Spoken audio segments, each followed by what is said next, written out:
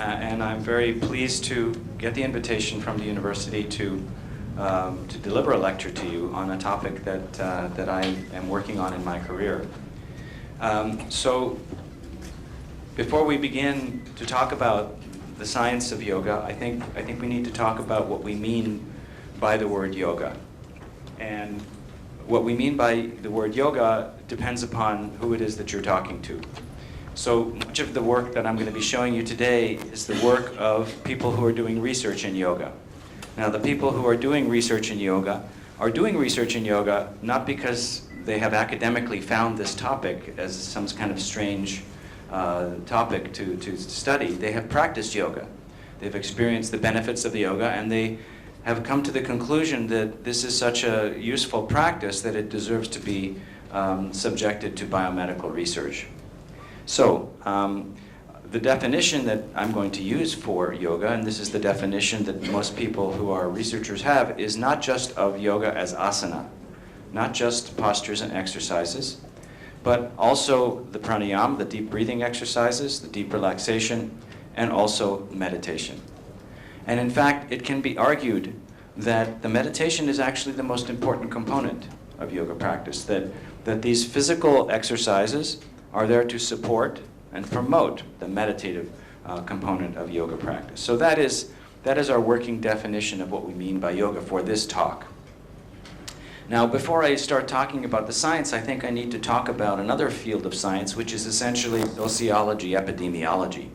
And this reflects on the current popularity of yoga practice in modern society.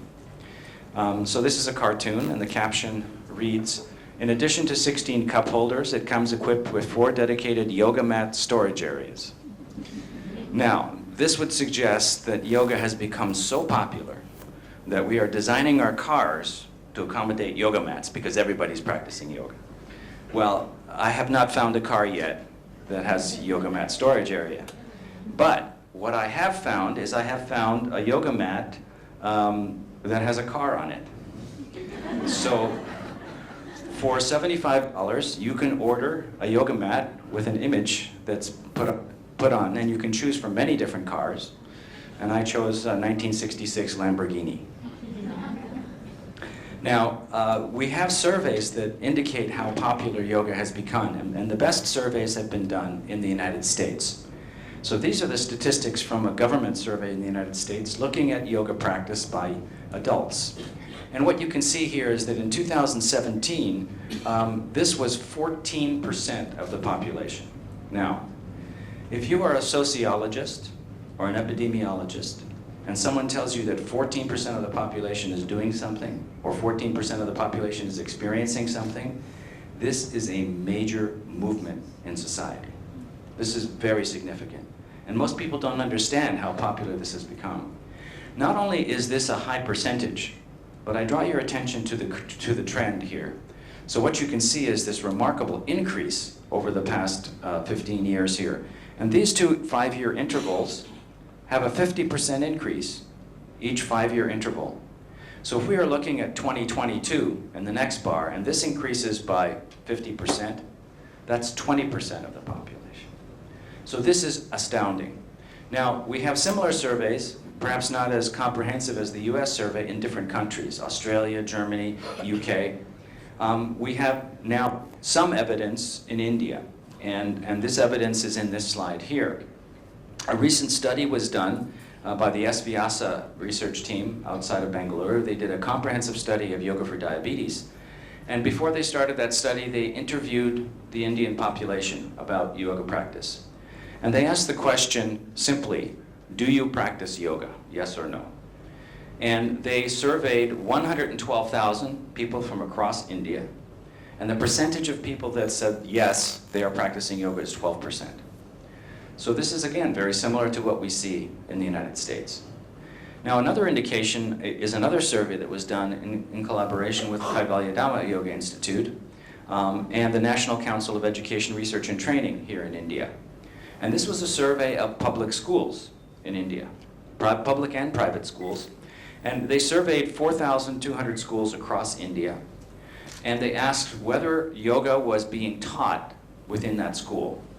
The percentage of schools was remarkable. 97% of schools said they were practicing yoga in some form or to some degree.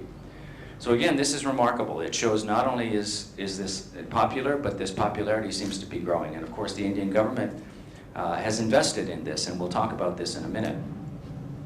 Now, anything that becomes popular in society, you will see evidence of this in the culture. You will see it in the media, you'll see it in the magazines, newspapers, you'll see it on TV. And these are some of the images that are in some of the Western magazines. These are well-known United States magazines. This is Life magazine. This is a famous actress. This caption here reads, "Dogs do it, kids do it, even desperate housewives do it." Why we've become a yoga nation. And this one here is the science of yoga. And you can see this posture here. And one thing about these images that are portrayed about yoga is that it generates in the general public an image of what yoga is. Now, this is what the American public thinks yoga is, as a consequence. So most Americans think that yoga is practiced only by thin, rich, white women in leotards. And therefore, if I'm a man, I obviously don't practice yoga. If I'm a child, I don't practice yoga. If I have a limited disability or medical condition, I don't practice yoga. If I'm not flexible and I can't do this posture, I don't practice yoga. And this is, of course, very inaccurate. Because yoga, or some type of yoga practice, can be practiced by anyone, regardless of their circumstance, regardless of their limitations. And this is very important. So we have a public image problem in yoga that we have to fix.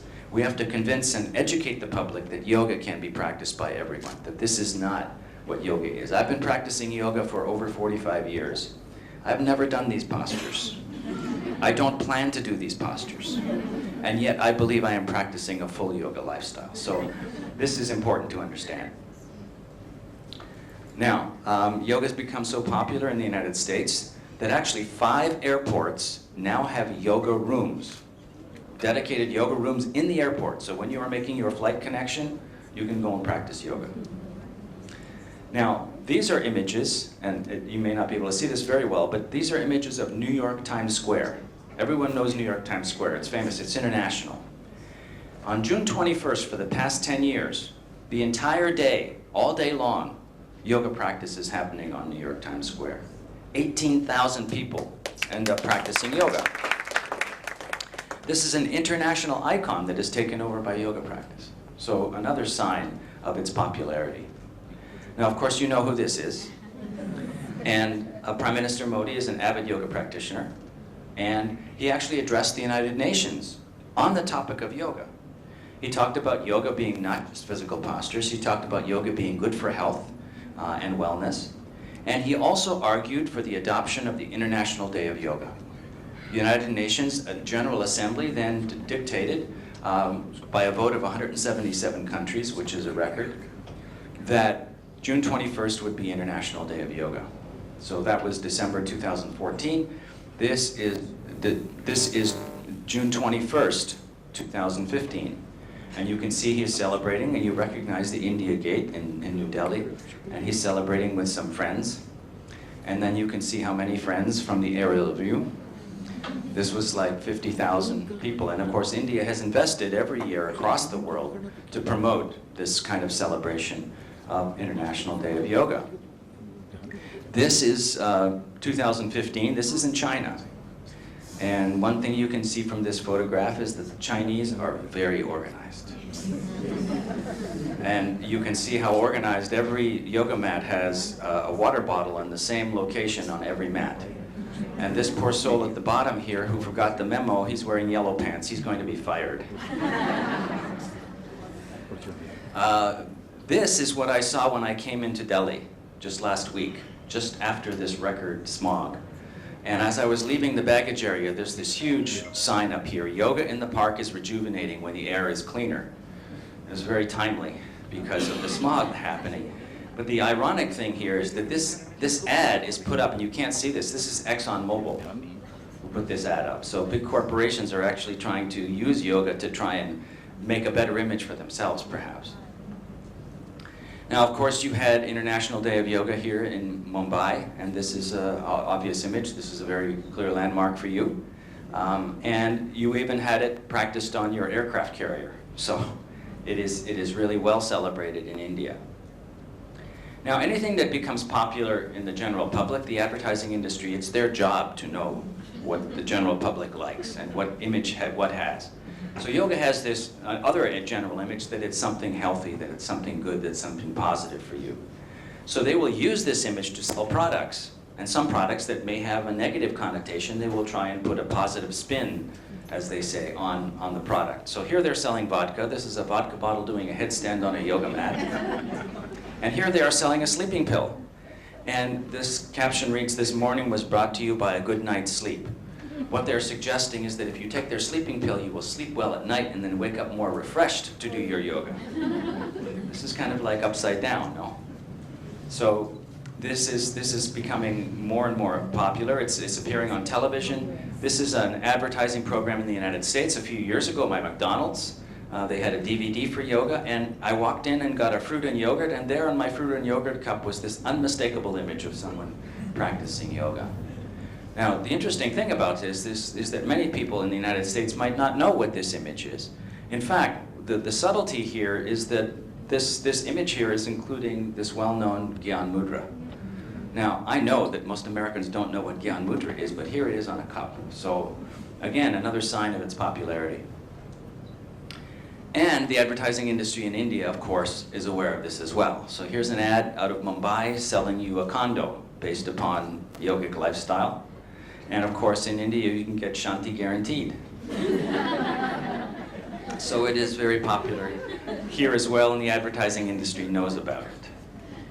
Now, what we are seeing at this point in time, we are in a very unique time in history, I think. We have this grassroots, what I'm calling a grassroots movement, that the general public is moving towards yoga practice. So they are practicing yoga in yoga ashrams, in studios, yoga centers, gyms, and spas. You know, the joke in California is that if you throw a stone, you can hit a yoga center. It's that popular, it's everywhere. So that is true.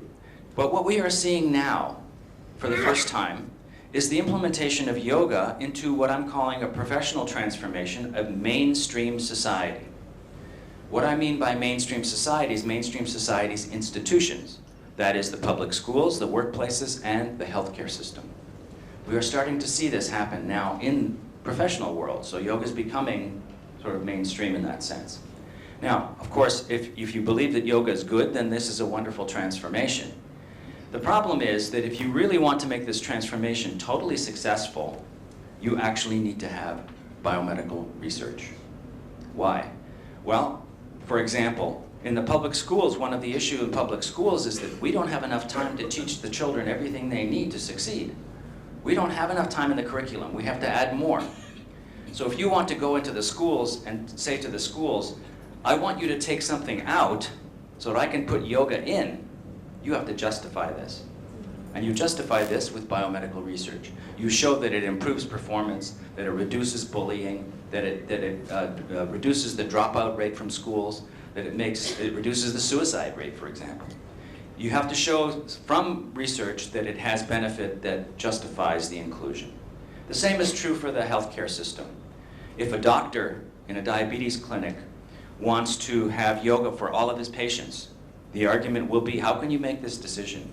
You have to show me, first of all, that it is safe for patients and that it is effective for patients. Otherwise, you're displacing their time. So research is really critical for this transition. And that is my role in life, is really conducting research and actually promoting yoga research internationally. Okay, so now let's turn our attention to the science. And the psychophysiology means both the psychological and physiological changes and the interaction between those that yoga can produce. Now, whenever we are in any field of science, there are many publications that occur.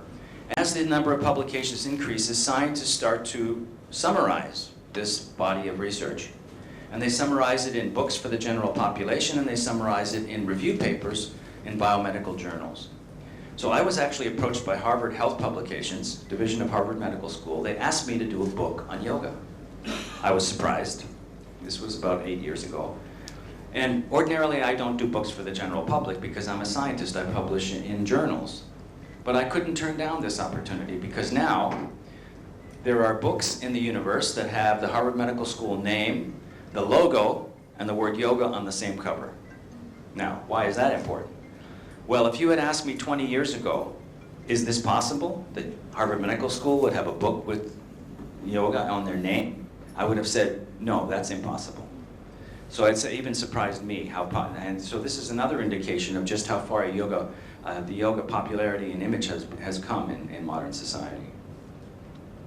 Now, of course, we are publishing review papers for other scientists in biomedical journals. So here's an example of some of these. This is a review paper on how yoga reduces stress.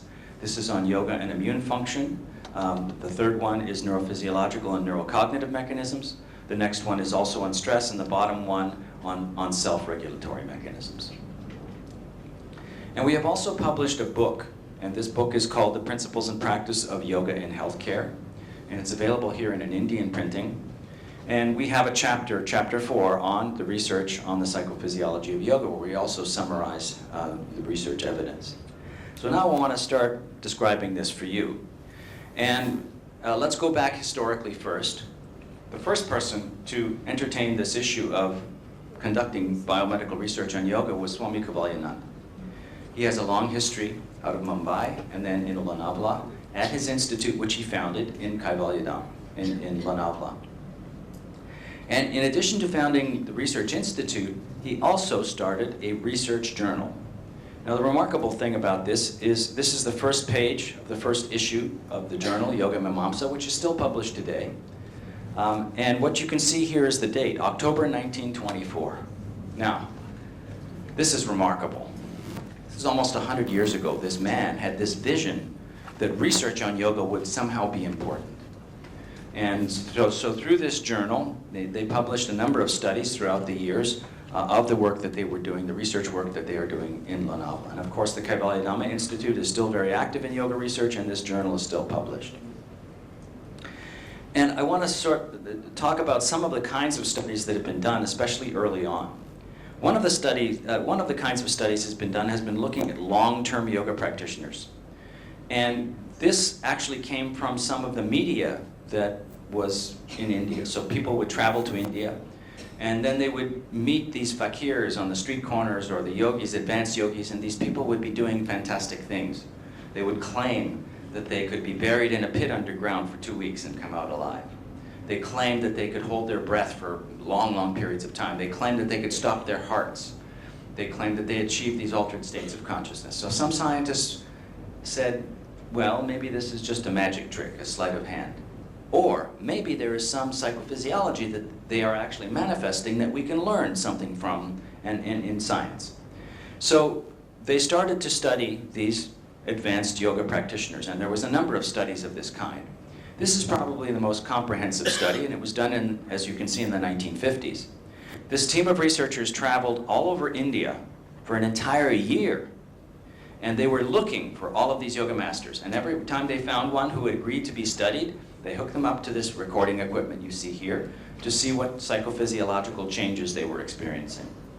The conclusion from this extensive study was that physiologically, yogic meditation represents deep relaxation of the autonomic nervous system. Now, let's take this apart. Autonomic nervous system was called autonomic nervous system because it was believed to be automatic.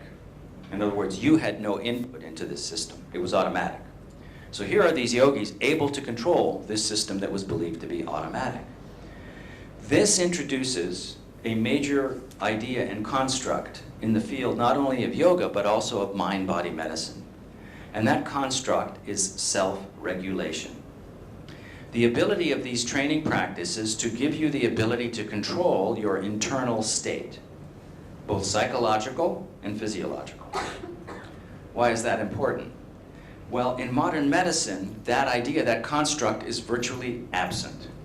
In modern medicine, the doctor treats you. The doctor does something to you, surgery, pills, this kind of thing.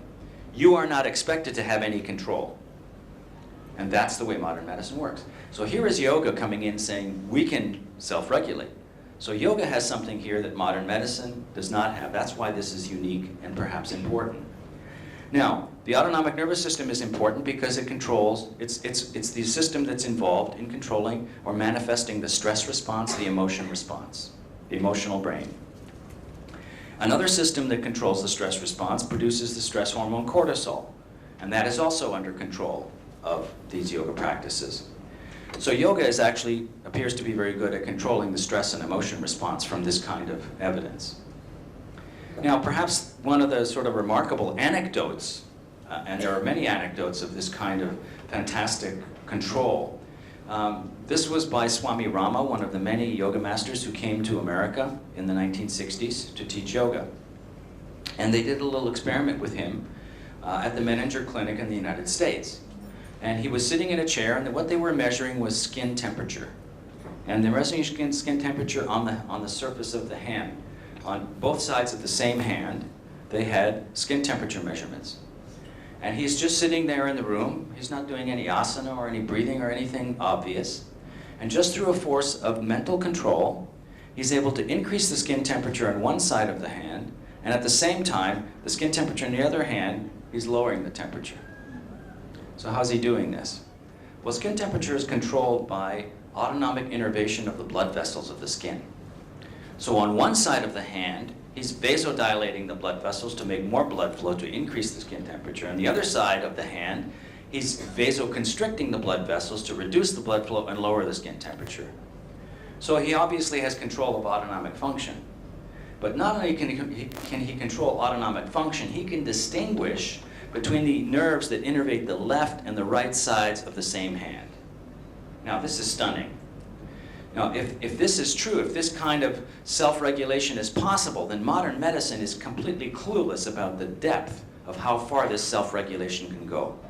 We have no idea how deep we can go with these kinds of practices and control our internal state. And yet modern medicine has no clue about any of this. So this is really a potential for the future in terms of these yoga practices. Now, of course, we can study all the aspects of yoga. And one of the obvious aspects we can study is the asanas. The asanas are different than typical Western aerobic exercises like jogging or weightlifting. And one of the features is that we do a lot of stretching in yoga. We do a lot of static postures, isometric exercises. We do balancing poses. We coordinate with the breath, etc., etc.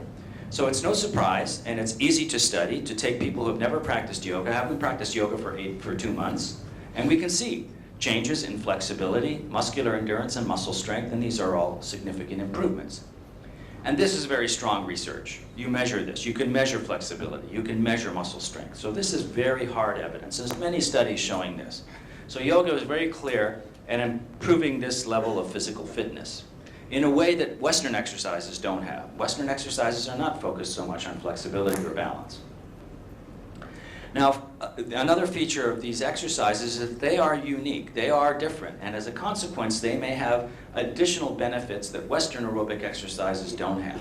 So here's one example, comparing yoga to a number of other types of exercise, and this is actually in athletes. These are long-distance runners and sprinters they're comparing to, and what they're looking at fat mass percent, a measure of your lipid content.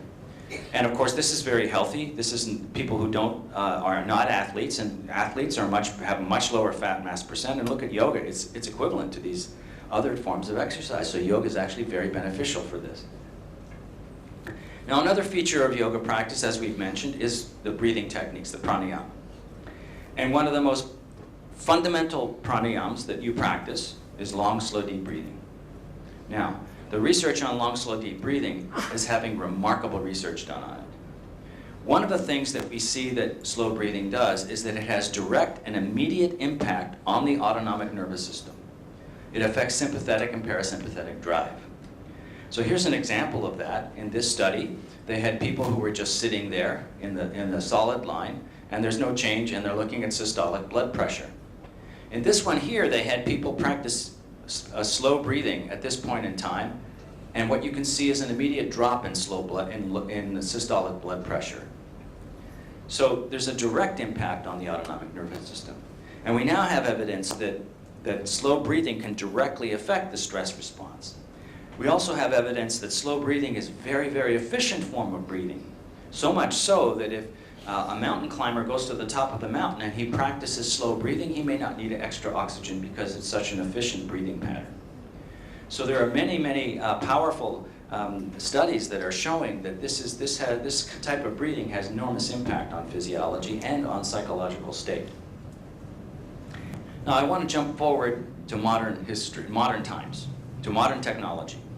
And one of the most powerful forms of modern technology that's studying meditative practices is so-called neuroimaging. These are these large machines that can look into which part of the brain is active. They can be very precise. They can look within millimeters. They can tell you which part of the brain is behaving or changing its activity. And that's important because we know which different regions of the brain are responsible for what type of physiological activity or psychological activity. The other thing is that they can look from second to second. So it's very precise in terms of time. So this is a very powerful technique. One of the studies that's been done is to follow the claim that meditators and yogis make that their mental behavior is different than it used to be before they practiced yoga. They're more calm, they're less reactive, etc., etc. So one of the types of studies is to say, well, let's look at this. Let's look at long-term meditators and see if their brains behave differently than non-meditators. And there have been a number of studies that have looked at this. And the answer to that question is yes, they are different. So in this study, they compared meditators and non-meditators. And they looked at the differences in different regions of the brain function. And the observed changes between the two appear in structures that underlie the attention network and also those that relate to emotion and autonomic function. So this kind of powerful evidence fits the behavioral evidence. We've talked about how emotion and autonomic function appear to be under control. What we're seeing here is the attention network. So why the attention networks? The attention networks come into play when you focus your attention, when you concentrate. So what is meditation? Meditation is the focus of attention. When you meditate, you engage the attention networks to focus on something. So it's no surprise that over a long-term practice we see improvements in the activity of the attention networks. This study was actually a neuroimaging study looking at a single molecule in the brain. And that molecule is called GABA. It's a well-known inhibitory neurotransmitter that's very common in the central nervous system. The levels of GABA in the brain have been associated with mood state, such that higher levels of GABA are associated with positive mood state. So in this experiment, they did a 1-hour yoga class. And they did scanning of the brain before and after the yoga class. And they showed that the levels of GABA were increased from before to after the yoga class, suggesting that not only can we change brain activity, we can change brain biochemistry when we practice yoga. Now, another feature of the central nervous system is called neuroplasticity. And neuroplasticity is really the brain's ability to accommodate your behavior by providing more structure and more function. And neuroplasticity is very much the same as muscle or body plasticity. So if I was to take a weight and practice every day for 10 minutes to lift this weight like this, after 1 month I would have this big bicep like Arnold Schwarzenegger. That's body plasticity. The body is accommodating to your behavior to improve that behavior in that direction. The brain does exactly the same thing. It changes plasticity. So if you are a juggler, those areas of the brain that are involved in coordination, in motor activity, in sensory acuity are increased. You have bigger structure. Why? Because you have more neuron connections. Those neuron connections require more blood flow, so there's more blood vessels in that area. There's more glial cells. So the whole mass of that area, the brain devotes more real estate to that region of the brain. So the question is, long-term yoga practitioners practice for a long time. They're doing specific behaviors. Can we change brain plasticity? And the answer to that is yes as well. So here's a study that was done at our National Institutes of Health in the United States. And the behavior they were looking at was pain. They were looking at pain tolerance, your ability to tolerate cold pain. And what you can see in this graph here is that the black dots are the long-term yoga practitioners. And this is the amount of cold pain tolerance. They had high cold pain tolerance. The non-yoga practitioners in the open circles had low pain tolerance. So somehow yoga practice improves tolerance to pain. The other thing they did at the same time was they imaged the area of the brain involved in pain regulation.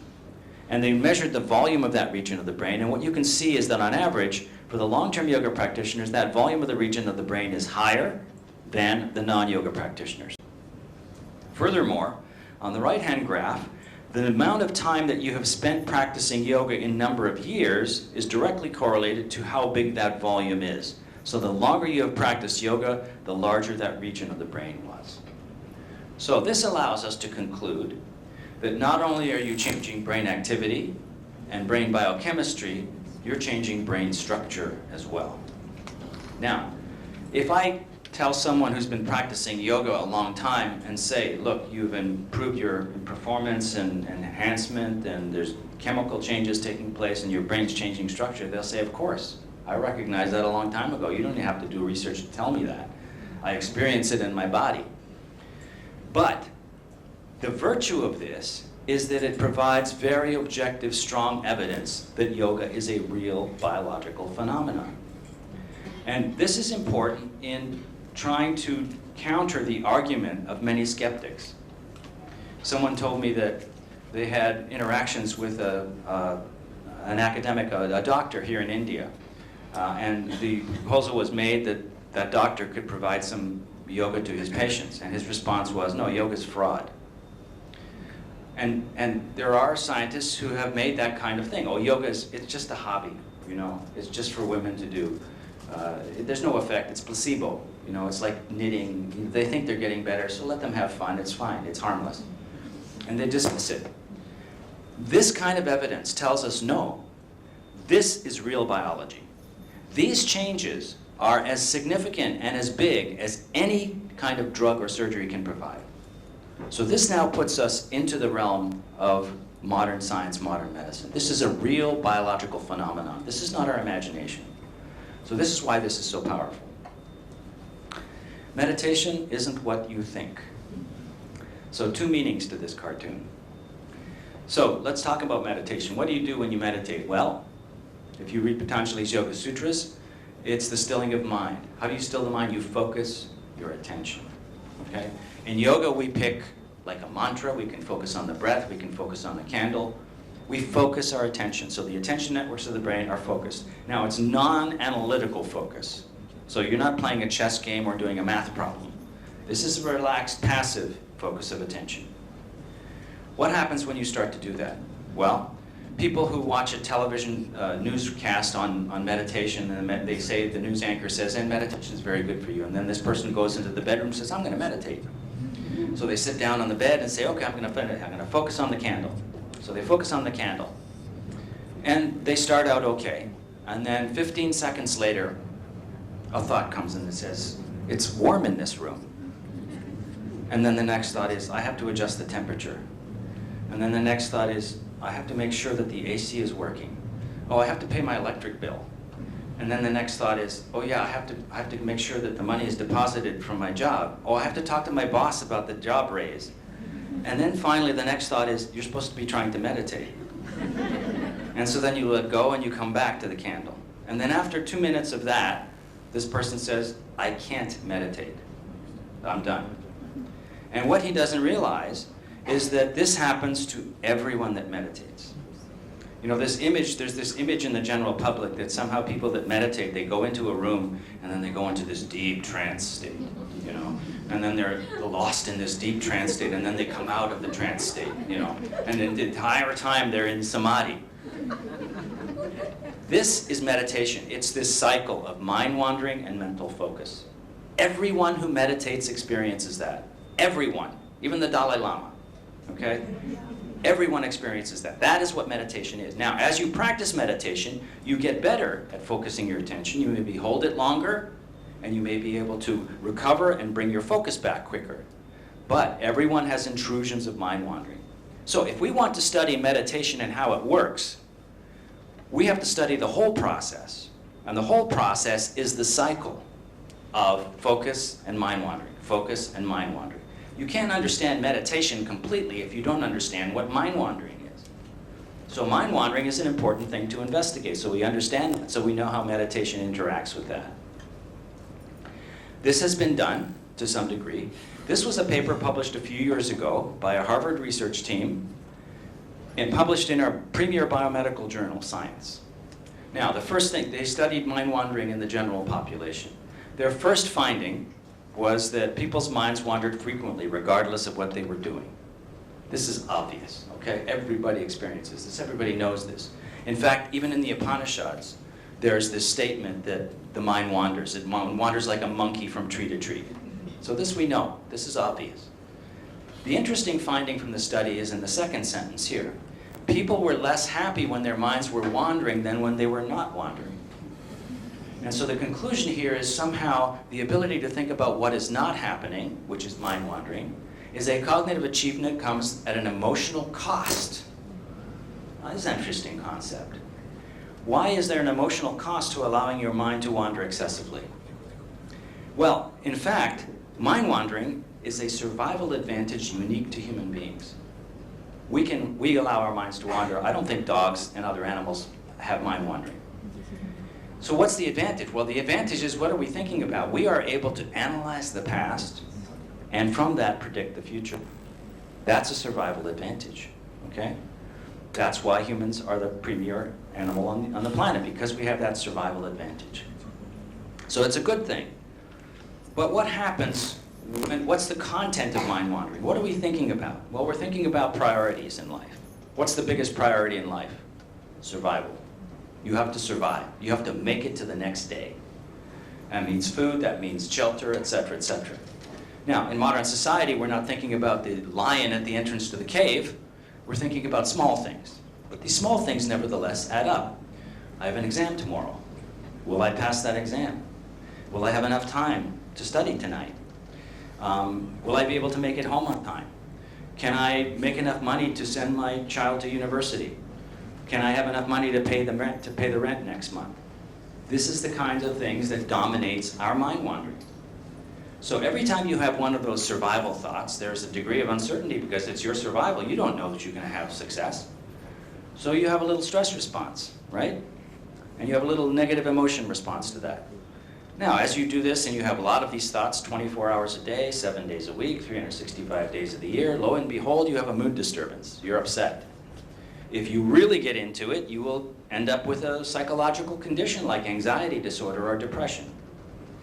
So what does meditation do? So when you meditate, as we've said, you focus your attention. When you focus your attention in that way, mind wandering stops, at least for the amount of time that you are successful in holding that focus. So as much time you spend in that focus phase is the amount of time that you are free from mind wandering. So it's a mind wandering holiday. Okay? Think of it that way. But there's something more important. As you practice over time, you are developing a skill. And that skill is the skill of focusing your attention. Now, one thing that comes from that is that you come to a realization after a period of time. And that realization is very important. That realization is that you are not your thoughts. You have thoughts, but that's not who you are, because you can react to those thoughts differently. In fact, you can even change those thoughts if you want. That is self-regulation of thought processes. That's what Patanjali's Yoga Sutras are all about.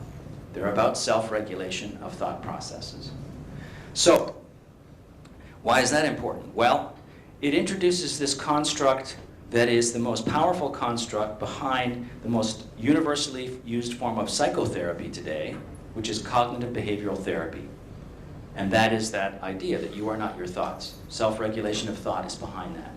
And the idea behind that is that these disorders, like anxiety disorder, depression, the thoughts that you are thinking, like, oh, I'm worried, or I'm depressed, or I'm sad, those thoughts are not just a symptom of the disease. They are the disease. The thought processes are part of the mechanism of the disease.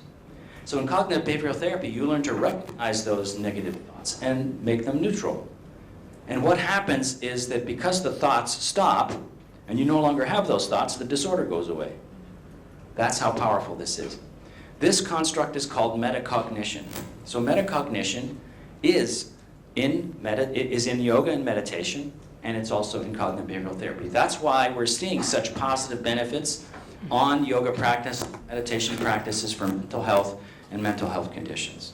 It has this metacognition, which is a very powerful state.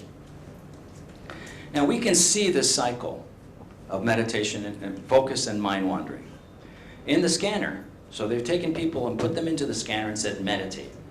And now they can show you pictures of which brain areas are activated during these different aspects of meditation. So here is the focus phase in the top. And what's being activated here is in the frontal lobe of the brain. This is where the attention networks are. This is the executive brain. What's being activated is the dorsolateral prefrontal cortex. So that's clear. When you're focusing successfully, that's what's activating. When your mind is wandering, in the mind wandering phase, on the second panel below, it's a very different pattern of brain activation. Multiple regions of the brain, different areas are being activated. This is a network of activity. It's been called the default mode network. It's the region of the brain that's activated when your brain is just sort of going through the mind wandering phase. So you can see how very different these activations are. These are very different brain activities. And we are starting to understand the neurophysiology, the relationships between these different regions of the brain.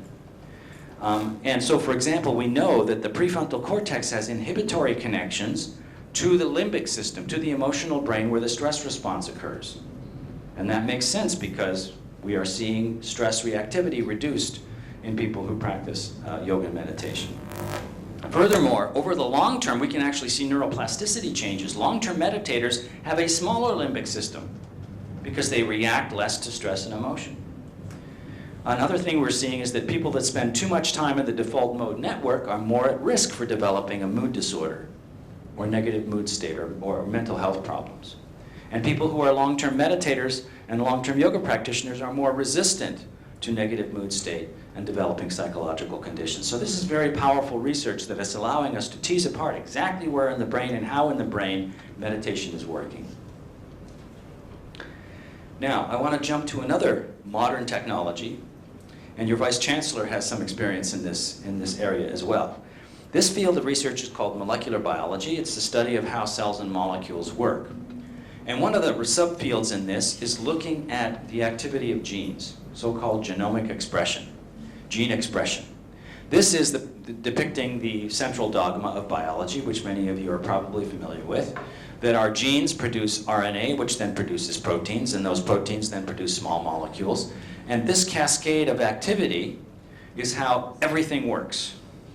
Everything in every organism on the planet, including our brains, our bodies, everything. This is how it all works. Now, what we know about this cascade of activity, of course, is that we can affect these different transitions.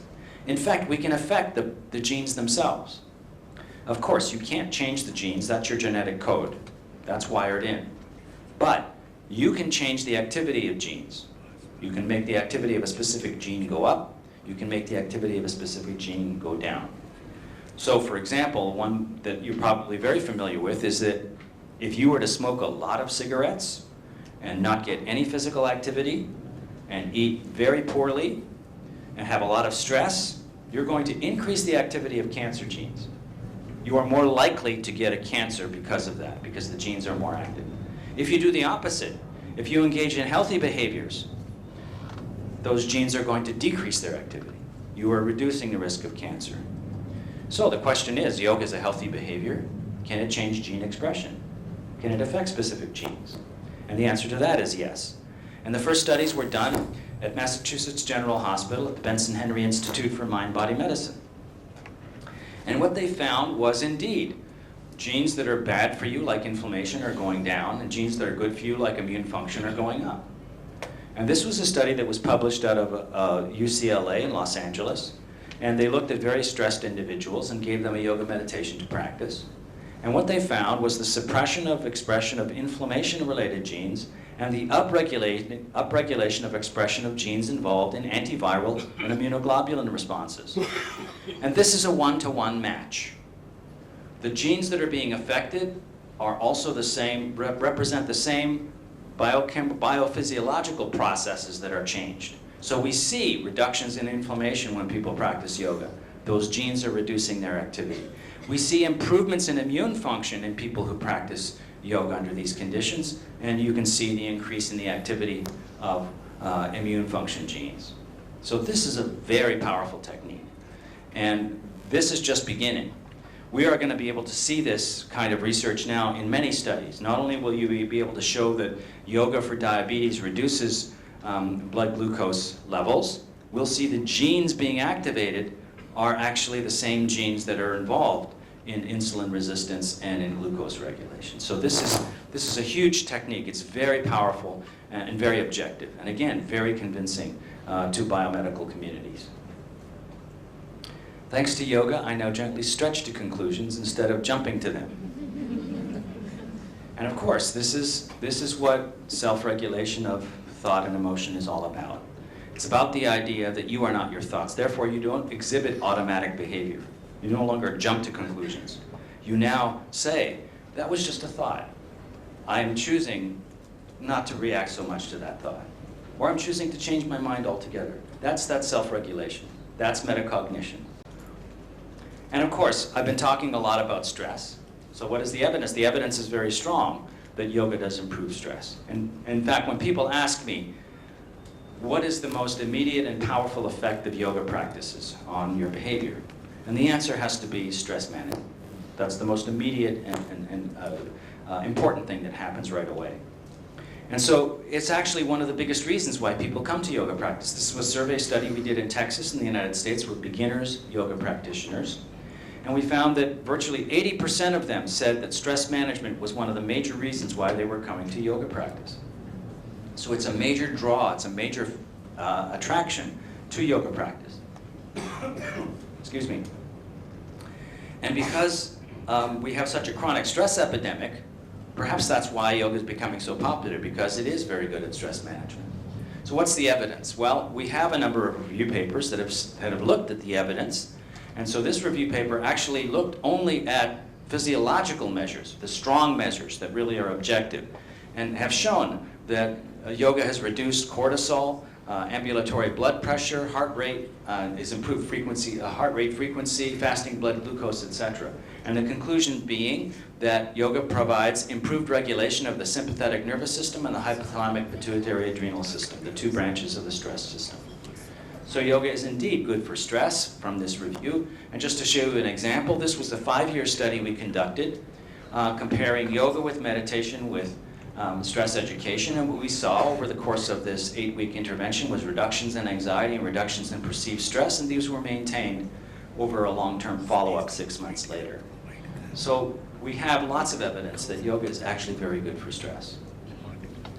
Now, another thing that's happening during yoga class is that the yoga teacher is telling you to pay attention. Focus on what you are doing. Pay attention to your body. Feel what's going on inside. Pay attention to what's going on to your mind. Focus, pay attention, maintain awareness. Now, if you do that consistently, you're going to improve your mind-body awareness. Now, mind-body awareness is a yogic term. There is now another term which has become internationally popular that is taking over the world. This term is mindfulness. It's the same. Mindfulness, mind-body awareness, you pick. It's the same term. So does yoga increase mindfulness, mind-body awareness? The answer we have is some evidence that says yes. So here's a single study. This was a study of long-term yoga practitioners. This was done in Germany. And they divided up the yoga practitioners into how much they were practicing, into those that had high levels of practice, those that had moderate levels of practice, and those that were hardly practicing at all. And they measured mindfulness. We have a number of mindfulness questionnaires that are validated. And you can see that the more you practice yoga, the more you are experiencing mindfulness. So these are long-term yoga practitioners. We've done a study, and there's several other studies that have done that you can increase mindfulness on a very short-term basis. So this was a study with musicians, young adult musicians. We gave them just 6 weeks of yoga. And after 6 weeks of yoga, we measured mindfulness before and after, and look at this increase. You can see the statistically significant increase in mindfulness. The yoga group, the control group that did not practice yoga had no change. So mindfulness can change very rapidly when you start practicing that kind of focus of attention in meditation. Now, yoga means union, and of course you have here in this university a very strong department in the spiritual historical basis of yoga practice. It's in the Upanishads, it's in the Gita, it's in the Vedas, it's everywhere. Yoga means union. It's that spiritual unity. I see yoga practice affecting mind and body on a temporal basis, depending upon how long you practice. So on the short term, and this can happen over the course of a few minutes if you practice slow breathing or you practice meditation, or certainly over a single yoga class, you have this arousal reduction, a sense of physical and mental well-being. This has been called the relaxation response. It's the opposite of the fight or flight response or the stress response. So everybody experiences that. You can do that right away. As people practice yoga for weeks and months, they start to now develop a skill because you're changing brain plasticity, you're changing brain activity, you're getting better at these practices. As a consequence, you now develop mind-body awareness, mindfulness increases, you have greater resilience to stress because your stress management is better, and as a consequence, your overall self-regulation of your body and mind has improved. So now you're functioning better in society, you're coping with life better. That's why people are coming to yoga, to cope better with life. Now, what happens when people practice over months and years? And some people may adopt what we call a yoga lifestyle, where they add other things to the yoga practice, like diet changes and living in a community. What we start to see then is many people reporting what I'm calling a psychological and philosophical transformation. And the words that people use to describe this transformation are very interesting. It's a very simple phrase. I've heard it many times from many people. And they say it's just like this: yoga changed my life. Now, let's look at that psychologically. They're not saying something trivial like, oh, yoga made me better in stress, I'm better to tolerate emotions, and yoga fixed my knee. No, they're saying yoga changed my life. They are talking about something very deep. It's an entire perspective on life that has changed for them. They are new people, they have new goals in life. They adopt new behaviors. They maybe even change relationships. They change jobs. They have a whole new goal in life. It's always in a positive direction, this transformation, usually away from materialistic goals in life to higher goals in life. So where does that come from? Well, I think what happens over the long term when you become good at meditation, you create the right environment in your mind and body, you start to experience these deep blissful states.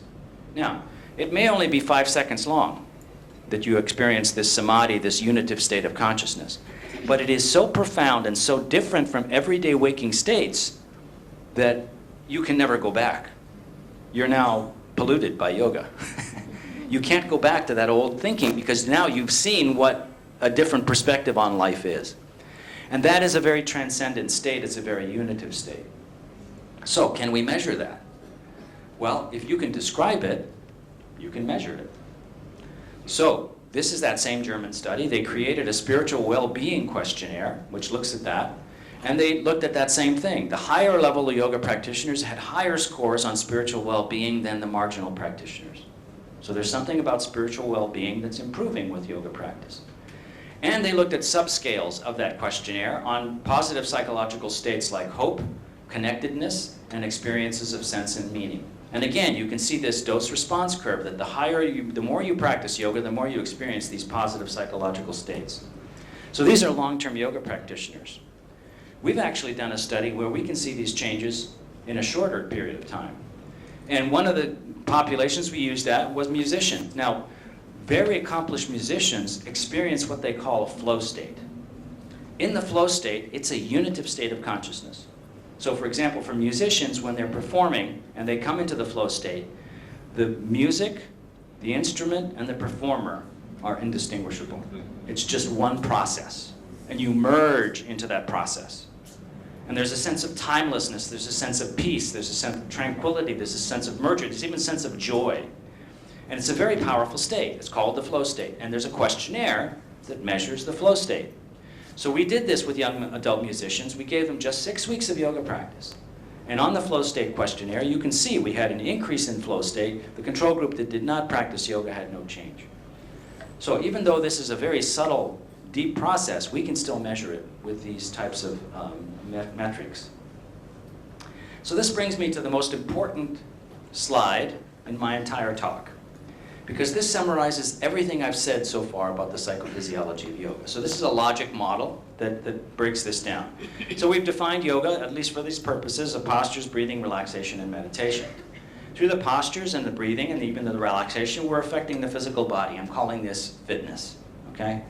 And that's flexibility, strength, coordination, and balance, respiratory function, which leads to a self-efficacy because the mind and body are connected. So when the body gets better, the mind feels better. Self-regulation we've talked about, particularly of stress and emotion. And over time, this leads to these skills of resilience to stress and equanimity in the face of ups and downs of emotions. You're more capable of tolerating these ups and downs in life. And that leads, to, of course, to a psychological self-efficacy. We've talked about the meditative component of yoga, the focus of attention, right? That leads to an increase in mind-body awareness, mindfulness. That also improves cognitive performance and concentration, and ultimately over time leads to this very, very powerful condition, metacognition, which is exactly what Patanjali was talking about, metacognition.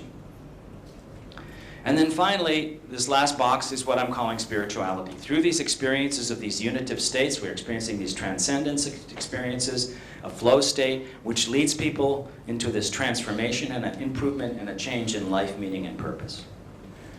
Now, one thing you can see from this logic model is that we're making vast changes, all the way from muscles and connective tissue to the deepest things that humans can experience. So it has a broad spectrum effect, if you will. The other thing here is that we can parse and look at the evidence for this, very, very strong objective evidence. We can measure respiratory function, we can measure physical function, and this evidence is very strong. Through these modern techniques and a lot of the research that's been done, we have very strong evidence and growing evidence on self-regulation and mind-body awareness. So that is also very strong in terms of biomedical evidence.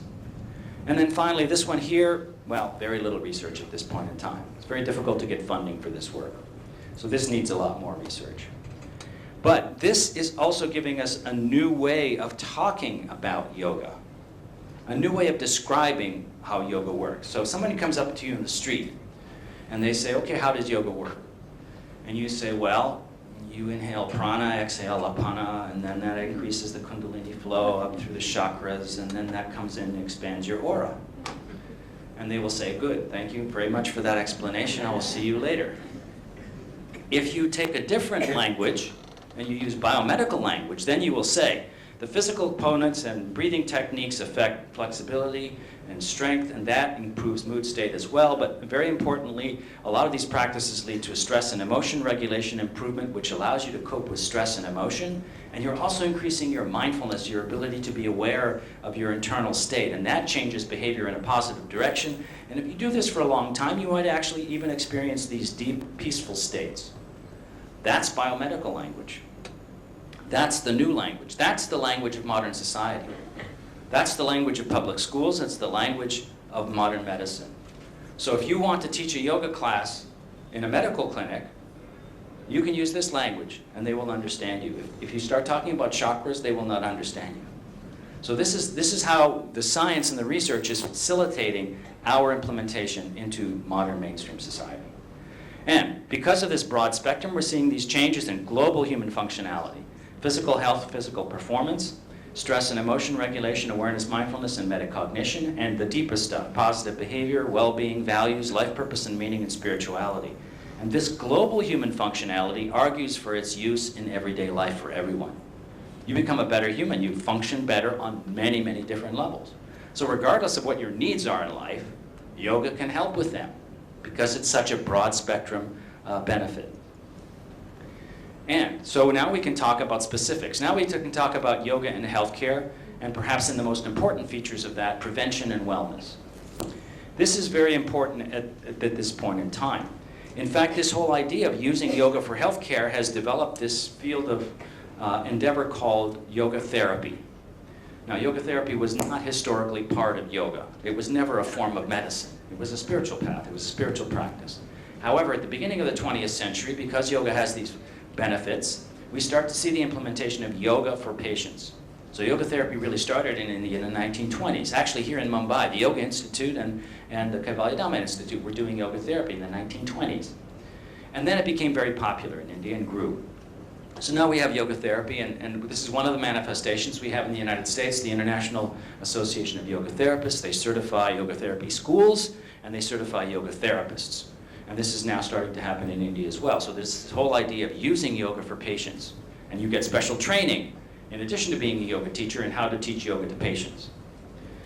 Now, the research on yoga as a medical treatment is growing rapidly. This is a paper we published a few years ago of the frequency of yoga publications for medical conditions. You can see this incredible increase over the past 10 years. And every week, there's a new publication by a new research team that has never published yoga before. So it's not just the same people publishing more data. It's new people coming into this field. So this is, again, really a vastly growing field of research. And one of the advantages we've taken to promote this further is I've coordinated a symposium on yoga research, which we've had for the past 8 years. And we bring together all of the yoga researchers to collaborate, to update each other in information. This allows us to expand the field and move the field forward, to train new investigators, to develop collaborations between scientists. We do this in all scientific fields, but now we're doing it in yoga research. And we've published, as I mentioned, this book called The Principles and Practice of Yoga in Healthcare. This is an edited medical textbook. We have contributions from to this textbook from 60 different yoga researchers. We have 23 chapters summarizing the scientific rationale for yoga for specific medical conditions, and then an intense review of all of the evidence in a very objective way. This book is written in biomedical language for medical professionals and scientists. So this is our passport to modern medicine. This is the evidence. There's no other book like this. This is all of us. This is the entire yoga research community speaking with one voice about the benefits of yoga in medicine. So this is the virtue of this book. Where is this going to lead? Well, it's going to lead to the implementation of yoga into medicine. That means yoga into teaching medical students about yoga. It's going to lead to reimbursement of yoga practices as a form of treatment. And one example of that has been a major insurer in the United States, Medicare, who is now covering a heart disease program that's yoga-based. So this is the evidence of where we're going to try and bring yoga into medicine as a part of medical practice. Okay, your posture is very good. Now relax, concentrate, and slowly let go of your mobile. This is the first step in a yoga therapy session, of course. Now, prevention and wellness, I think, is perhaps the most important place. Yes, it's fine that we can take people who are already sick and give them yoga and maybe get some benefit. But why are we waiting until they get sick? Right? Let's prevent this in the first place by giving them these positive practices. So I think this is the best place, and we have a chapter in our book on yoga for prevention and wellness. This is timely. It's timely because we are experiencing an epidemic in modern society. This epidemic is called non-communicable diseases, NCDs. These are lifestyle diseases. They are chronic diseases. What are they? Cardiovascular disease, cancer, respiratory diseases, diabetes. These are quotes from the World Health Organization. NCDs are by far the leading cause of death worldwide. In 2016, they were responsible for 71% of deaths which occurred globally. The world is reaching an inflection point. This is serious language. This is a worldwide epidemic. This is the biggest burden in modern healthcare, in modern society for that matter, in terms of health. 15 million people will continue to die each year from NCDs in the prime of their lives. Most of these deaths tomorrow can be avoided. The feature of these diseases is that they are preventable. Cancer, 50% of cancer is preventable. 50%. So this is important. So these are statistics actually from India. NCDs are estimated to account for 88% of all deaths. That means it's dominating your healthcare costs. It's dominating disease in the entire country. What are the risk factors? The risk factors for chronic disease are physical inactivity, sedentary behavior, sitting down too much, no physical activity, unhealthy diet, processed foods, high sugar intake, poor diet overall, not getting fiber in your diet, unhealthy behaviors. 11% of Indians are smoking cigarettes. Excessive alcohol consumption is another factor. And then chronic stress. We have an epidemic of chronic stress that's growing. And that clearly there's no drugs in modern medicine for chronic stress. So that is also contributing. Chronic stress has negative impacts on virtually every physiological and psychological function in a negative way if it's unmanaged. So these are the risk factors. How does modern medicine deal with these risk factors and with non-communicable disease? The answer is not very well. There is no medicine you can take for any of those.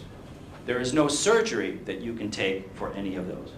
In fact, modern medicine is actually not focused on prevention. It's focused on treatment of disease. Treatment, in fact, not of the underlying causes, but mostly of the symptoms.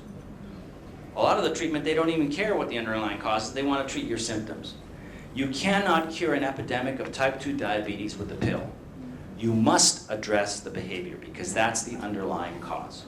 So modern medicine's not focused on that. When it does try to focus to change behavior, it's not doing very well. It's using mostly guilt and fear. Mr. Patel, you have hypertension. If you don't change your diet, get more physical activity, you're going to die.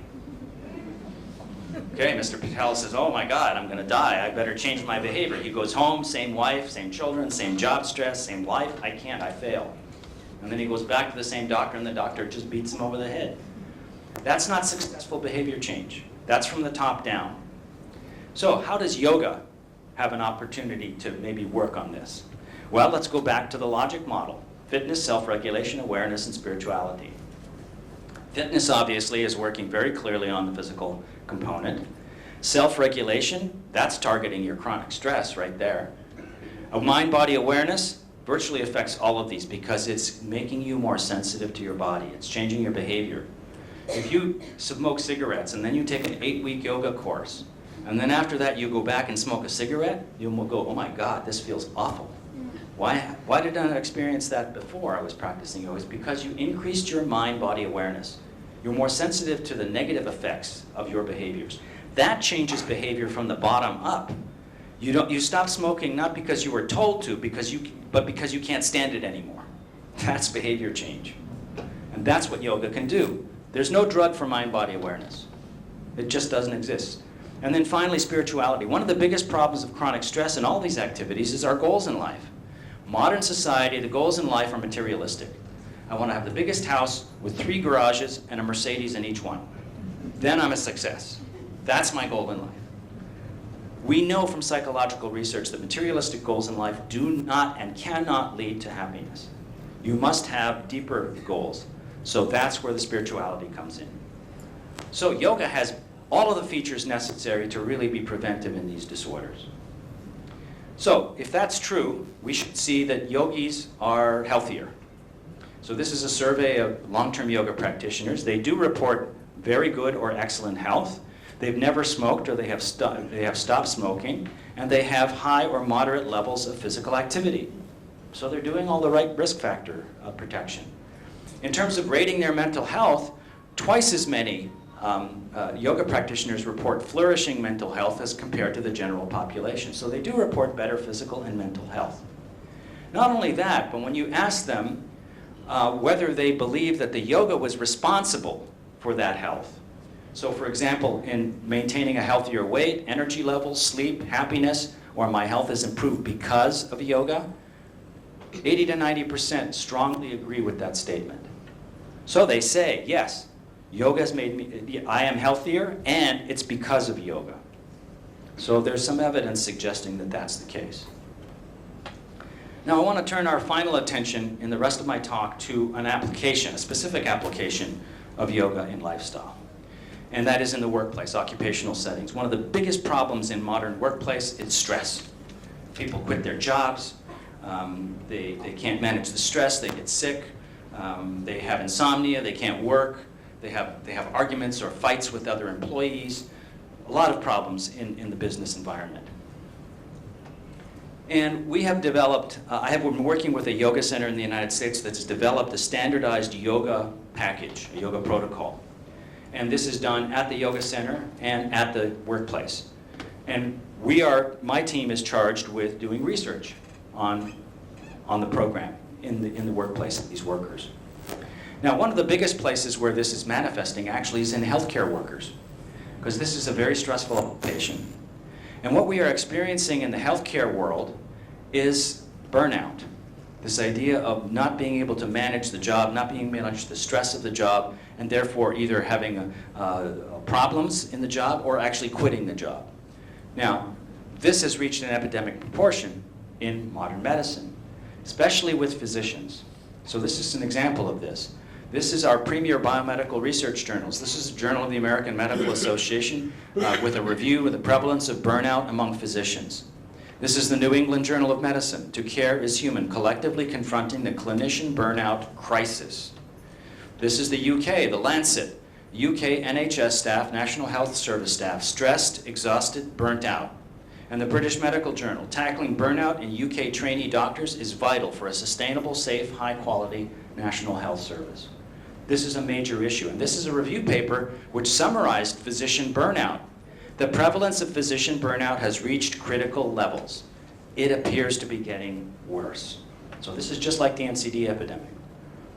78% of surveyed physicians experience feelings of professional burnout. The statistics in the United States for physicians are, on average, every day one physician commits suicide. This is how serious this problem is. And many, many more are leaving the profession because they can't tolerate the burnout. So we've tried to address this issue with this yoga program. And oh, by the way, this problem is not just the United States. This is international. Every country is experiencing this. This is from India. So this is burnout syndrome among medical practitioners across India. High burnout levels were uniformly recorded for the entire population. So you have the same problem here as everywhere else. Now, one of the features of this is that the idea is that we can prevent this by providing resilience to stress. So Harvard Medical School has actually taken a unique strategy. They have mandated a mandatory stress resilience training program for all first-year medical students. And it includes practices like yoga, meditation, mindfulness, Tai Chi, et cetera, et cetera. This was coordinated by my colleague Darshan Mehta, who's at the Benson Henry Institute for Mind-Body Medicine and the Osher Center for Integrative Medicine. And I'm participating as part of this program. In August, I was training 4 groups of Harvard Medical students, giving them a short lecture on yoga and having them practice yoga, teaching them pranayama, basic physiology, and advice on how to engage into a yoga practice. So this is remarkable that a major medical school like Harvard Medical School is now mandating these kinds of contemplative practices as resilience training. Now, we have actually done some studies with doctors, and in fact, the hospital, our Harvard hospital where I work, gave us money to conduct this particular study on Harvard medical doctors. 6 weeks of yoga at the hospital to the doctors, and we measured burnout. What happened? Burnout was decreased and then maintained at low levels after 2 months. And then subscales that are related to burnout, like disengagement, anxiety, professional fulfillment, work exhaustion, and depression, were also improved. These are medical doctors who had practiced yoga and then got the benefit. Not only that, we showed reductions in perceived stress, improvements in resilience to stress that were maintained even after the program was over. And we also measured mindfulness. And as I mentioned, we had that evidence that mindfulness can improve over the short term. It certainly improved over 6 weeks, and then it was even high later on. So you can see this immediate increase and this immediate acquisition of mind-body skills that allows them to cope with burnout effectively. And we have also conducted a study, it was funded in part by Harvard Medical School itself, on physician trainees, on medical residents.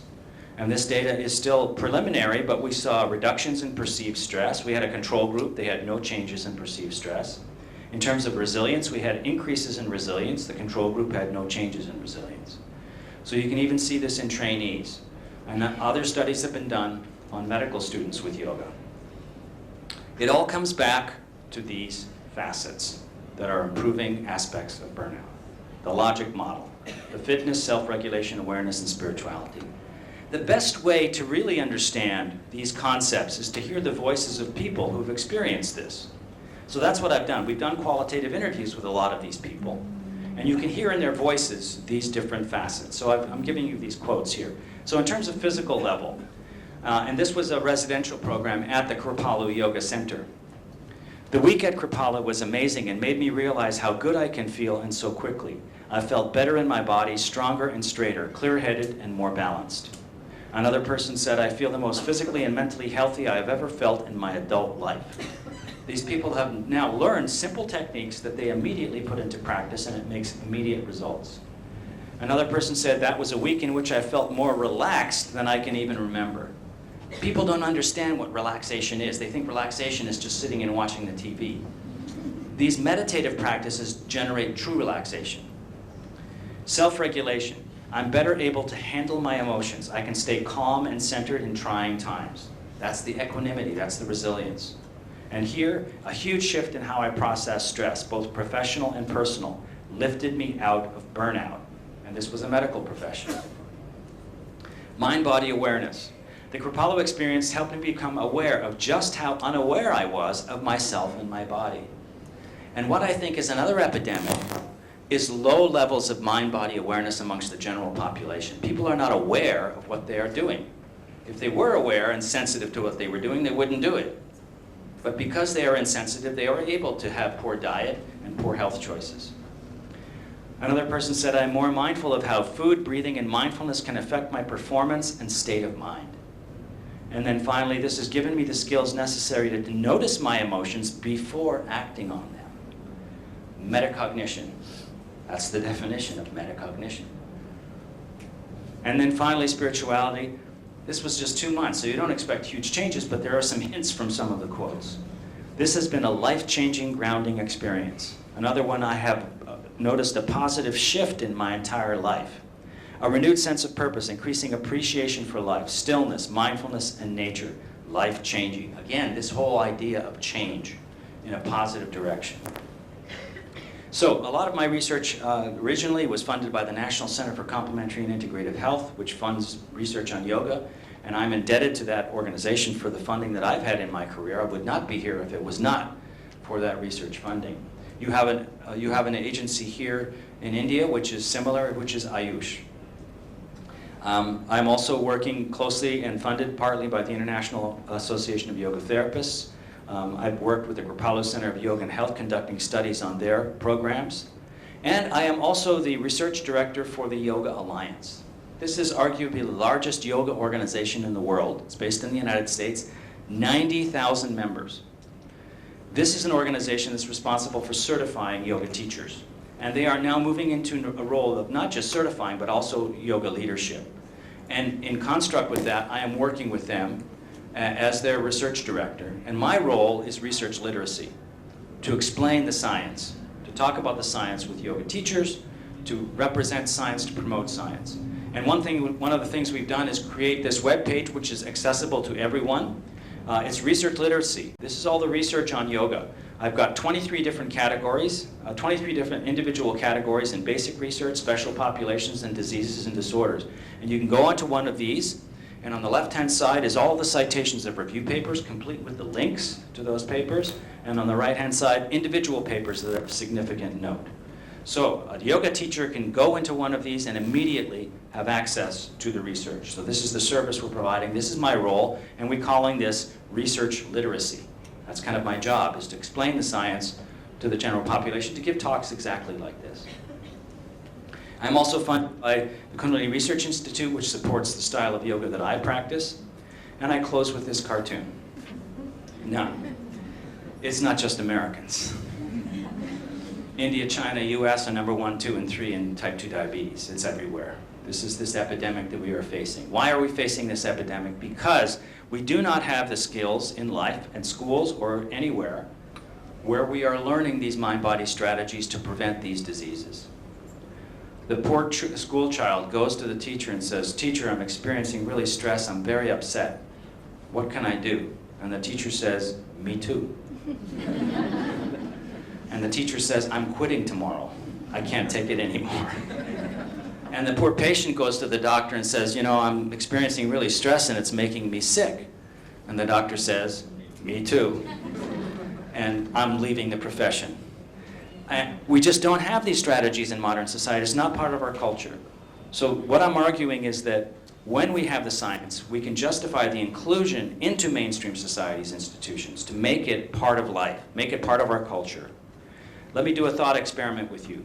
Imagine that every school in the country has yoga taught as a mandatory curriculum from kindergarten to grade 12, and that happens for 3 generations. So first thing you will see is the NCD epidemic is gone because you've taken away all the risk factors. Second thing that will happen is that there's a side effect. There's a side effect to that. It's a positive side effect. You make better people. People are less greedy. That means less poverty. People are less angry, less violent. That means less crime, less war. When you make better people, you make a better society overall. So we're not talking just about improving health. We're talking about improving society. So this is important to me. This is why my laboratory has invested research on yoga in public schools, because that's the place where it belongs. People need to learn these strategies early in life. It's part of being a human being. You have to be able to maintain your body. Who buys a car and never does an oil change? We can't treat our bodies in the same way. We have to maintain them, and that maintenance is yoga. So when we have the research to do that, to justify yoga into every school, we will change this cartoon in the future to this cartoon. So thank you for your attention.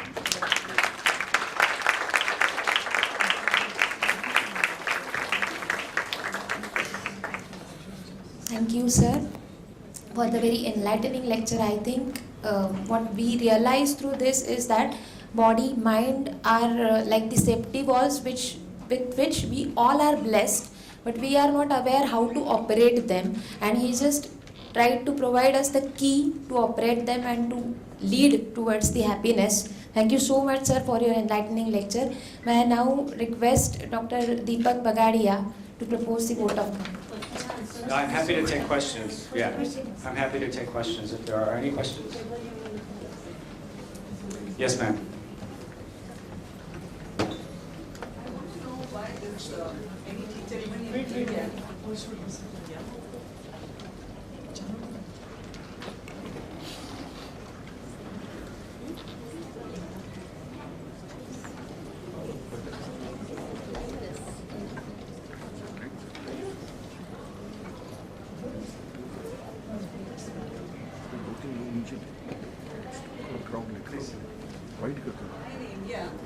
Yoga Alliance is like, if I'm a yoga teacher, why you need to get validation from Yoga Alliance to be a certified yoga teacher? Otherwise, internationally it is not valid.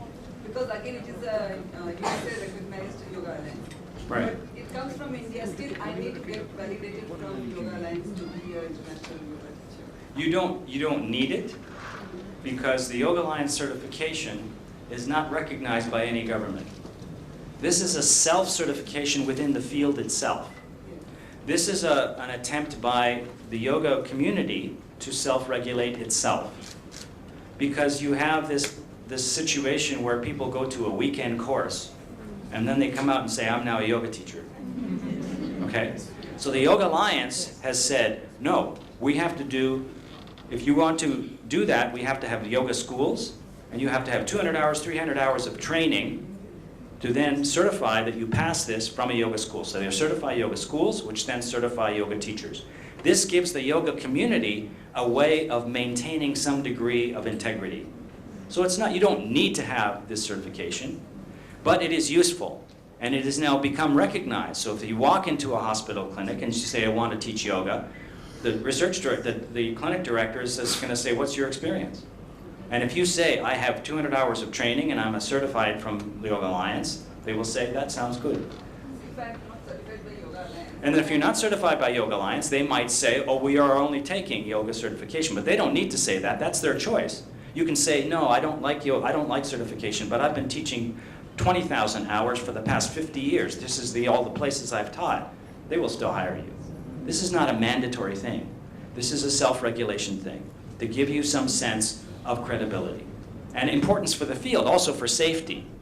Because if someone goes and takes a weekend course and teaches yoga to some 90-year-old and gives him hot yoga and he dies, this is not good for us. So we need some kind of certification, and that is self-certification. It is not a need, it is a want.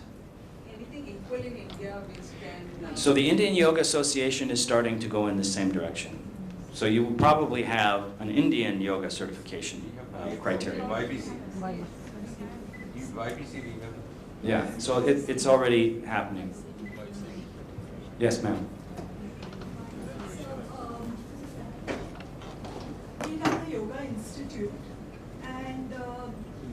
we've had about 200 practitioners who've been learning with us for the last 20 years. They've been coming regularly to the classes.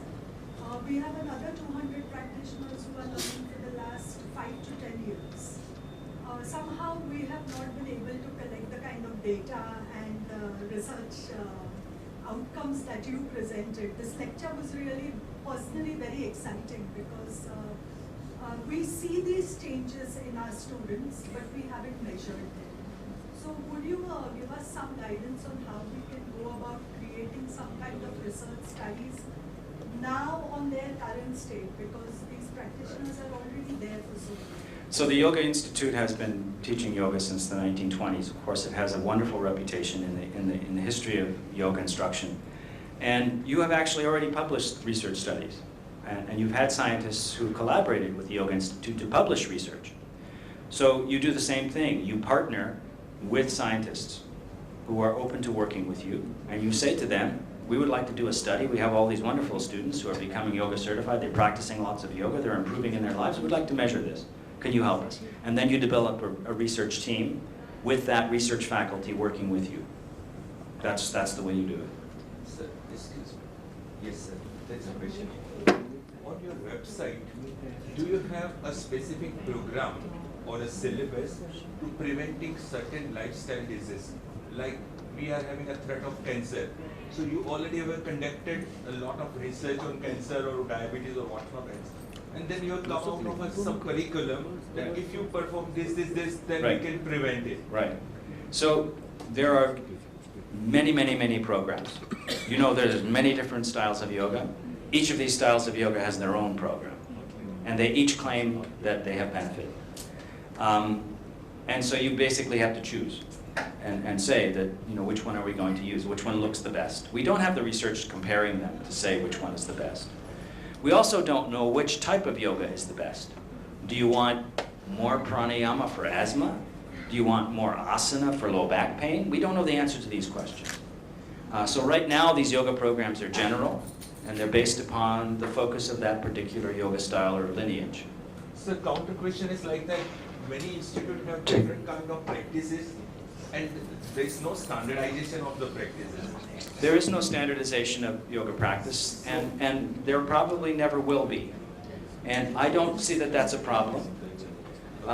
I think that you know, they're all yoga, and there are different manifestations of yoga, and that's fine. We have different forms of therapy. We have naturopathy, we have Ayurveda. That's okay. We have many different styles. You can't say we're going to standardize all medicine and do it all at once. We have all of these different styles, and I think that's actually a strength, because people are different. Some people may be attracted more to Shivananda yoga. Some people may be more attracted to Kaivalya Dhamma's program, etc., etc. So I think it's fine. The variability is there, but it can be looked at in a positive way. In the back, please. So in terms of autism and learning difficulties, there are now a number of studies that have looked at autism and shown positive benefit. So the answer to that question is yes, but the data is very preliminary and very new. But the fact that you're looking at control of attention and mind-body awareness and stress reduction, these are important characteristics in those behavioral disorders. We are starting to see a real focus on that. Like, will that pranayam help or asanas help? Or what is more beneficial? Good question. I have no idea. I mean, this is where we need research. We need to do that. We need to say, okay, we're going to give this group, we're going to give them more asana, this group, we're going to give them more pranayama, this group, we're going to give them more meditation. You compare them. And you say, oh, asana was more important. Therefore, we're going to develop a program that has more asana because it's more beneficial. That's a future type of research.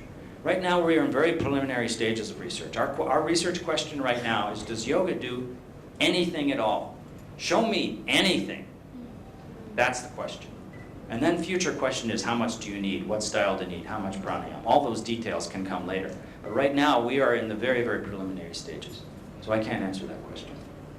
Yes, sir. Yeah. So do you have in the US or anywhere integrated medicine systems where in a hospital you can have allopathy, you can have naturopathy, you can have traditional Chinese medicine, you can have yoga, and Yes. all of this Ayurveda. Yes. So you can have a panel of doctors treating Yes. rather than just an allopathic doctor. So this is growing. This is a field called complementary and integrated medicine. And we have a consortium. It's called the Academic Consortium for Integrated Medicine and Health. This consortium is a collection of over 80 integrated medicine centers across many medical institutions in the United States, from major medical hospitals, Harvard, University of California, University of UCLA. All these major medical centers have integrated medicine centers, and they do exactly that. They have this whole mix, Ayurveda, homeopathy, chiropractic, yoga, Tai Chi, etc., etc. And so this whole field of integrated medicine is growing as well. Yoga is a subset of that field. This consortium holds the largest meeting, research and clinical meeting, on integrated medicine in the world. Every 2 years they hold it. And yoga is very well represented in that consortium. So this is a growing area of research. In some places, integrated medicine is growing even stronger. So for example, in the United States, we have a separate medical system for veterans, for military veterans. It's called the Veterans Administration. All of the Veterans Administration hospitals have integrated medicine centers virtually. You can get yoga from any veterans medical center. Another example is London in the UK, where the health service is starting to talk about implementing integrated medicine. In Sweden, which has a population of 10 million, over 80 medical centers are offering a yoga treatment program. So you can see this happening to different degrees in different countries. In the back, yes. Good morning. I have worked with 3 or 4 autism kids. Yoga, the movements using postures has helped to increase their mindfulness as well. And most important thing is each and every child is different because their abilities and capabilities are different. So I wanted to add this. But my main question was to, as a yoga teacher or as an yoga therapist, how should I measure the psychological improvements in people? So in terms of the first issue, yes, different childs have different expressions, different symptoms, different degree of severity. They may different levels. So yoga therapists often tailor their intervention to the patient. It's unique, it's targeted. In research, we do one size fits all because we need to do that for the research purposes. But yoga therapists will target to the individual, so that's what you are doing. In terms of measurement, the best way to measure is to use standardized metrics, established questionnaires, established outcome measures. And there are many of these. Maybe not as many in children, there's fewer in children, but there are standard measures for many measures. There's a standard measure for autism symptoms. There's a standard measure for ADD symptoms. There's a standard measure for depression, stress, anxiety. You name it, there's a standardized psychological measure. So you use those standardized measures to measure the changes in the patients. Yes, ma'am. Yes, sir. We have been in this field for teaching kids yoga since 15 years. But that's a great challenge where they don't accept the curriculum because they want to follow the vernacular system of yoga, teaching children. So how can this help us? Because we've been working with the renowned institutes here in Mumbai. But honestly, it's just a fad by saying if it is 90% yoga for schools. But I've seen the curriculum, it just doesn't work. Children still feel yoga is boring. Right. So teaching yoga to children is not like teaching yoga to adults. Don't ask me to teach the children. I don't have the patience. You can't just go and teach them the way you teach an adult. Inhale 1, exhale 2. Inhale 1, exhale 2. It's not going to work for children. My wife teaches preschool children. You can have a lot of benefit with them, but you have to make it on their level. You have to teach to them. You have to teach to their level. Teaching yoga to children is a specialty. So not only do you have to be certified in yoga, you have to go to a place that gives you training in how to teach yoga to children. And there are many such programs. That is where you get success. And that's one thing we have to deal with. This is the issue called translation. We know that yoga is good for kids, but now how do we implement it? How do we get the best teachers to teach yoga so that it's appropriate and accepted by the children? That's how you maximize the intervention. Because if you just have, anything going on with this drill sergeant, it's not going to work. And these kids are going to hate it. And they're going to say, I practiced yoga. But they didn't really practice yoga. But then they're going to say, I practiced yoga and it didn't work. And that is a tragedy. No, but my question was that we do the kids kind of yoga, right? But we enlaced it with spirituality because we are doing Gurbani spirituality and all the facets are putting little bit karma yoga spirituality. But the schools are asking like a PT teacher is doing a good yoga, or they don't want to spend some commercials on the specific kind of yoga what we are doing in a child neat manner, So this is where the catch is, that the authentic yoga what we want to teach them, it's not been readily accepted. Well, I mean, I think there's a problem with spirituality in teaching spirituality. That's also fun-based we are doing.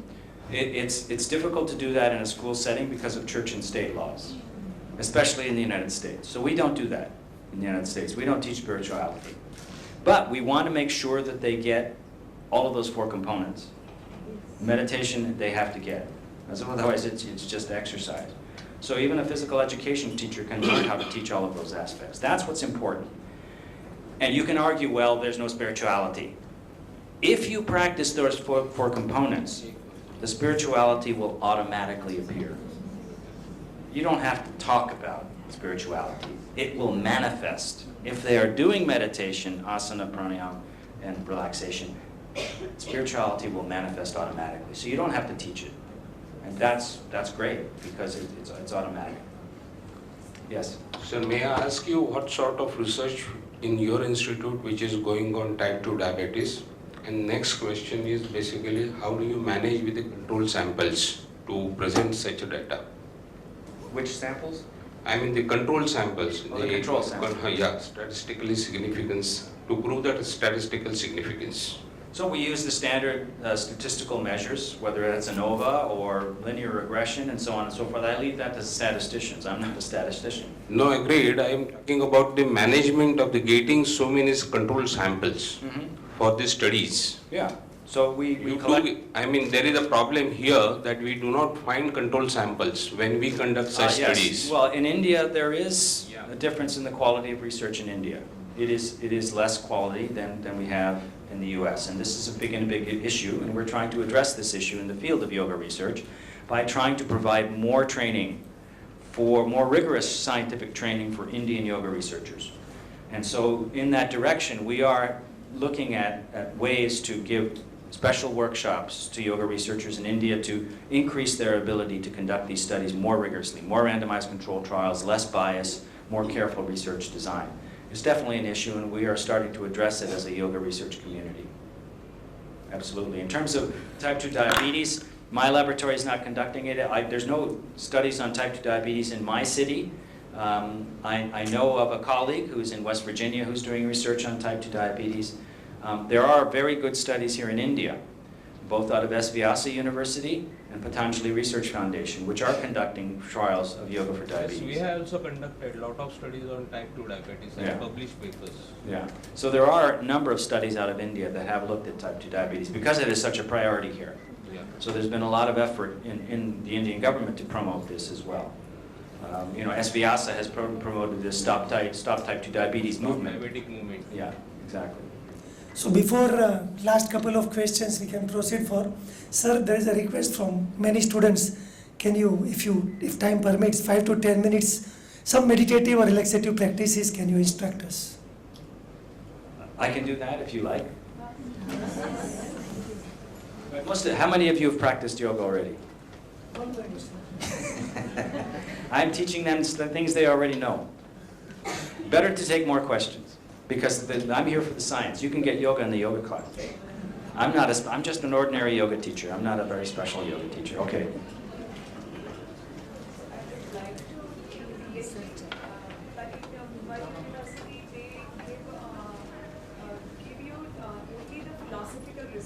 Not this biomedical. Right.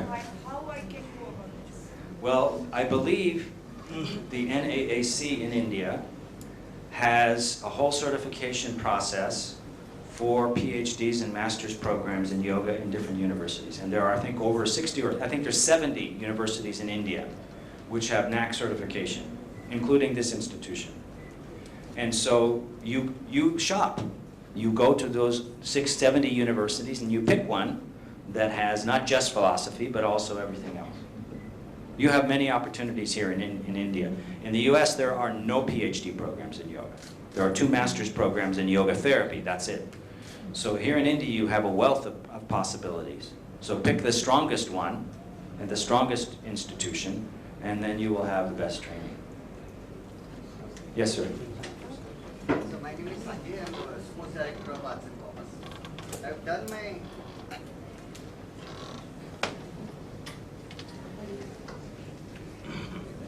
done my research under the guidance of Dr. M.L. Garute in Kaivalyada. I have 3 questions to ask.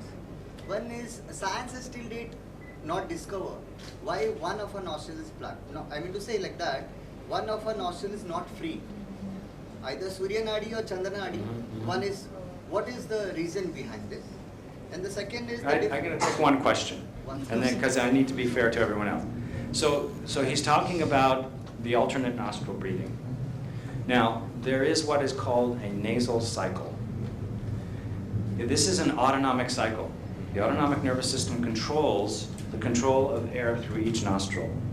At any one point in time during the day, one nostril has more airflow than the other nostril, and it goes back and forth. On average, this is about 3 hours, but it is highly variable. Some people can take longer, some people can take less. We are not sure why this cycle exists, but it does exist. It goes left, right, left, right, left, right. In yoga, we have purposeful alternate nostril breathing. And the idea in yoga is that if you breathe through one nostril, you have specific effects. And the biggest claim is that if you breathe through the left nostril, this is activating, stimulating. If you breathe through the left nostril, this is calming and quieting. There have been some studies on this. I am somewhat convinced by some of the data, especially by Shirley Tellis's lab, who showed that left nostril breathing can lower blood pressure, which is supportive of that idea. We don't know the subtleties, because sometimes it's not just left nostril, but it's left and then right and then left, and then there's many different patterns. And we don't know how those patterns may have specific effects. But that's the idea, that you drive the system in reverse and you can affect autonomic nervous system functioning by alternate nostril breathing. So this is interesting. Another feature that many people don't know about, but the yogis knew about this, is that we have pressure receptors on the skin, on the shoulder and on the chest, up here, under the arm especially. If you put pressure here or here, you will open up the other side. It's a miracle. So you lie on your right side to go to bed, the left nostril is breathing. You turn over on your left side, right nostril opens up. So this is the nasal reflex. And there are many reflexes that modern science doesn't know about. Here's another one. When you lie on your left side, the skin on the bottom side stops sweating, and the skin on the upper side sweats. And you lie on your right side and the opposite happens. It's a sweat reflex. This is autonomic again. So the body has many kinds of these left-right patterns that yogis know about that modern science has no clue. So it's very interesting, and the yogis have discovered these through, their mind-body awareness training, that these kinds of physiological changes exist. So that's why we have so many different types of yoga exercises, and there are so many claims for these yoga exercises. If you do this exercise, it fixes your liver. If you do that exercise, it fixes your kidneys, etc., etc. So we have to do research on all of this to show how much of this is true and strong. Yes, sir. And research on mudras is the last question. So the question is research on mudras, and there is no research yet that I have seen that provides really strong research. It's very difficult to do this work. It's probably going to be a subtle effect, and just because of that, that means suddenly the experiment becomes much more difficult. When you want to measure a small change, you have to have a lot of subjects. And when you have a lot of subjects, that's a lot of work. And so it's very hard to measure small changes like that. And then the other question with mudras is, what do you use as a control condition? You want to use some kind of control condition. So you want to use your active mudra. You're going to say Gyan Mudra your claim is Gyan Mudra improves whatever cognitive function. So you measure cognitive function. What's your control condition? It's going to be this or what? I mean, you have to have a control condition, a nonsense mudra to compare. And your idea is that the nonsense mudra will do nothing, and the Gyan Mudra will improve cognitive performance. So you have to do that experiment. But experiments take a lot of time and a lot of money. Who's going to fund this? I mean, the government's going to say, we have an epidemic of type 2 diabetes and you're studying mudras? You know, we have an epidemic. We need to study this. We don't have money for this yet. Maybe someday we can do that thing, but right now we're focused on saving people's lives. So that's the priorities. One more question. See, when young children, somehow as parents we can influence them and they come to you. And then the youth period, they have mind of their own. It's very difficult to tell them, you know, this is something good. And then people come post 35 or 40 when stress hits them. Now how do we address this youth? They should actually help themselves. Sure, I agree totally. I mean, I wish I had yoga practice when I was in high school. I mean, my God, my life would have been so much better. I would have had a strategy to go to when I was extremely stressed or emotional. So we have curriculum for youth here. You have it, and I know that happens. Children will not behave. They'll, you know, they won't. But they will. When you teach the skills to them, they will have it. They may not use it now, but you have done your duty. You have taught them how to do it and when to do it. So when they get depressed, when they're 30 years old, they will finally say, oh yeah, when I was 17, I learned this technique that was supposed to be good for depression. I will do this now. And boom, suddenly they're doing it. Or they're teaching it to somebody else, even though they may not do it. So you'd be surprised how much that will still carry weight. Even though they look like they're bored and they look like they don't care and don't do it themselves, you give them the skills. That's what's important. They have the skills. They have the tools. They're foolish for not using it, but that's their choice. When they need it, it will still be there to some degree. Thank you very much for your attention.